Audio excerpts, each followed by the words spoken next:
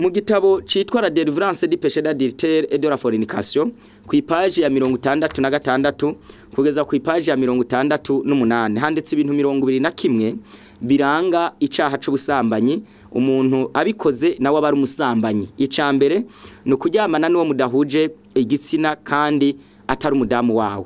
Byaba bya bindi by'ububyara ibintu kuvuga ngo bya bintu baza bagira ibintu by'ubugenzi byinshi ugasanga barijyamaniye baregamiranye sinzi bagenda bafatanye mu ntoki ku bitugu n'ibindi byinshi utwo tuntu twose abantu bakora ariko by'ukuri urebye ugasanga Yesu ntama w'Imana kuraho icaca bari mwisi wawundi dutegerezwa kwigana tukaba tubaye bakristo ntabyo yari gukora. Yesu ntari kugenda afasha umukobwa ku bisusu no ku bitugu ntari kugenda afatanye intoki nawe ibyo ntabwo yari kubikora. Ikindi no gukorakora ico bitwa ni karese no kuvuga ngo umuntu wese akorakora haba mu mutwe ku maguru no kuvuga ngo umukobwa bigira ku muhungu n'umuhungu bigira ku mukobwa canke umugabo ku mugore. Iyo umuntu akunda gukorakora badahuje igitsina atari mu kiwe uwo nawe ni ndaya ni maraya uwo n'umusambanyi. Ikindi nayibabwiye ni ugusoma mudahuje igitsina haba ku munwa ku maboko ku itama n'ahandi ico naco ni cacu ubusambanyi. Ikindi ni ugushaka guhobera mudahuje igitsina mwibanga. Hari abantu uyu umuntu azashaka guhobera umuntu badahuje igitsina mwibanga nawe aba ari umusambanyi kandi atari namukiwe. Ikindi ni gutebana ikiganza c'uwo mudahuje igitsina. Ikindi kiranga ubusambanyi ni gukorakora igice runaka c'umubiri ariko ubinyegeje abandi. Ikindi ni kwandika amakete yo mwibanga kandi utagira urushinge kandi ayo makete akaba arimo utujambo turyoshe. Abantu bandikirana utumesaje muvuga ngo suwazotwara utwo tumesaje wandikira umuntu utazotwara bizwi ugasanga turimwo ibintu by'ubweruza amajambo aremereye amajambo asosa amajambo akangura ibintu biri mu mubiri akakangura kamere. Ico naco ni caha c'ubusambanyi. Ikindi naco no guhamagara umuntu ukoresheje amasiri. Hari abantu bahamagarana ariko ukabona akoresheje utuntu ariko ugasanga izo mpamagaro n'utwo dusinye n'udusinye tubweruzi.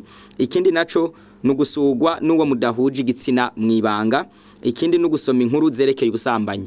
Ubu abantu benshi kuri internet aragenda akajya mugasanga barara amajoro ngo ntatiro nkironka ko barara kuri internet kuri Google aja n'ahandi ariko arareba bambaye ubusa amafilme ibyo bintu byose by'ubwo bwoko abantu bakunda kureba mwe nizo nkuru ugasanga mu cumba kiwe hamanitse ibintu by'abakobwa bari gusa bariko basomana bari baryamye kuri plage n'ahandi uwo nawe bari musambanyi.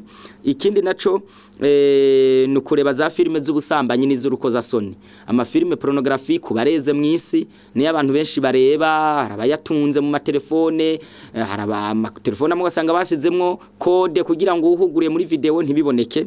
Ikindi naco no kugira amatsiko y'ubwambure bw'uwundi canke kurangazwa n'uwambaye ubusa. Umuntu yambaye nabwo asanga umuntu yarangaye kubyo yobobana n'uwundi ibyo byose biranga ubusambanyi. Ikindi no kwa mushaka uwo mudahuje igitsina canke gukora imibonano yo mu bwenge ibyo byose biranga ubusambanyi. Ikindi naco no kuvuga ijambo rikangura ubusambanyi mu wundi. Ikindi no kumviriza canke kuririmba indirimbo z'ubweruzi n'izivuga urukundo rupfuye. Ikindi naco no gushaka gukorana gusa n'uwo mudahuje igitsina.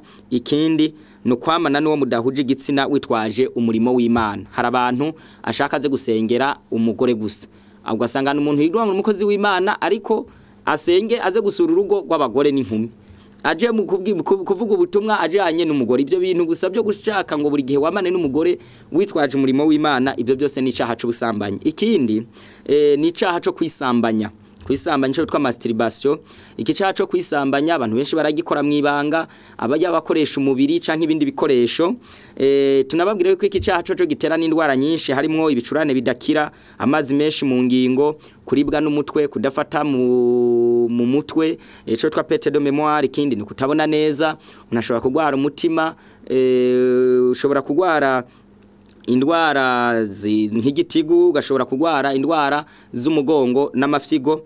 Ibyo bintu byose bitegwa n'iki caha co kwisambanya kimaze kuba gikwira ku isi haba mu basenga n'abadasenga bagaba abagore abakuze abantu benshi barimarira makene mbite muri ubwo buryo. Aha ico dushaka kubabwira hari utundi bitwa refrateri utujambo two nuvuga ngo tujambo tujambo tunezeza abantu ngo gifresheri cafashe ngo zaciyemwo ngo hari utuntu abantu bavuga ariko utwo tuntu twumvirije ugasanga nta murongo wa Bibiliya tugira n'utujambo nyene two kuryosha abantu n'ibindi byinshi ibyo byose byerekana icaha c'ubusambanyi.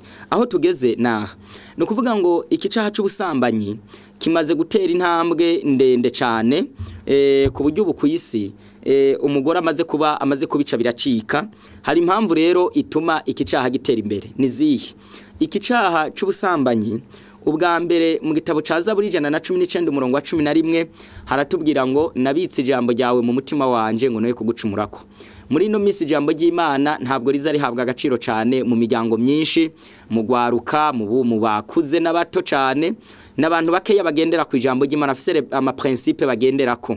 No kuvuga ngo abantu benshi ijambo ry'Imana baribika mu tubati mu masakoshi hehe ku misego y'igitanda, ariko ijambo ry'Imana itaribitse mu mutima biroroshe ko Satana guteza nawe ico caha. Ikindi naco no gukunda kunywa inzoga n'isukari. Iyi inzoga zimara amavitamine yo mu bwoko bwa B hamwe n'isukari recycle rafine mu mahinguriro. Ayo mavitamine rero y'umuntu ayabura akunda kubura kwitegeka, maîtrise de soi irabura. Ikindi ni imyotsi yo mu mahinguriro. Iyi myotsi y'amahinguriro ngo ica intege imitsi yumva ngo bigatuma ngo umuntu ngo atakigira ubushobozi bwo kwitegeka ngo icaha cose n'ikije cose akaba yocisunikiramwo bitewe nuko ubwonko bwiwe butagifise ubushobozi bwo guhitegeka ngo umuntu ategeke ingeso ziwe. Ikindi ni ubuhanuzi bwo ku mugore. Umugore kuva mu ntango y'isi niwe yacumuje Adamu, niwe yagwishije abagabo b'intwari. Iyo twebwe dusomye mu bitabo byinshi n'ibindi tubonesha amaso, umugore yamye ari cyo gikoresho nico kigwanisha, niyo bombe ya Satani yamyirasa ariko ntihushe, niyo yarasishije intwari zo mu gihe cyaheze, niyo yarashishije Adamu, ni nayo azorasisha abagabo n'abasore n'abandi bantu muri kino gihe cacu.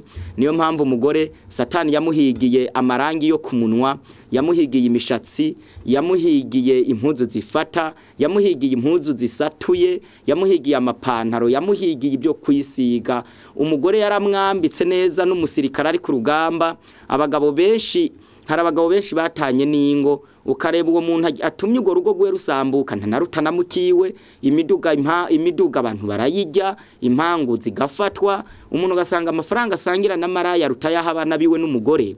Ibyo bintu byose no kuvuga ngo umugore aranohoye isi, anohoye imitima y'abagabo, arayitwaye abasore nuko. Ubu kino kinyejana ugiye gukurikirana abantu yaba bambaye ubusa, no kuvuga ngo uba abagabo benshi baramaze no kuvuga ngo bitewe nuko umugore yari yambitse ubusa yigira ukuntu abagabo no kuvuga ngo baramaze gupfapfana bafatwa n'uwo mutego. Ibyo nabyo abantu bakwiye kubimenya cyane biza binapfira no mu burezi, kuko abana benshi mu miryango barakura ariko ugasanga kana kagakobwa kambara kajipo kagira hejuru nyina ntangorane, nawe usasanga nawe yambara nabi. Ibyo bintu nibyo ejo bizotuma abagabo baza bipfuza abana babo, ugasanga uwo mwana nawe akuze yambaye nabi, kuzosambana bikoroha. Ibyo byose n'uburezi bubi bubera mu miryango myinshi bigatuma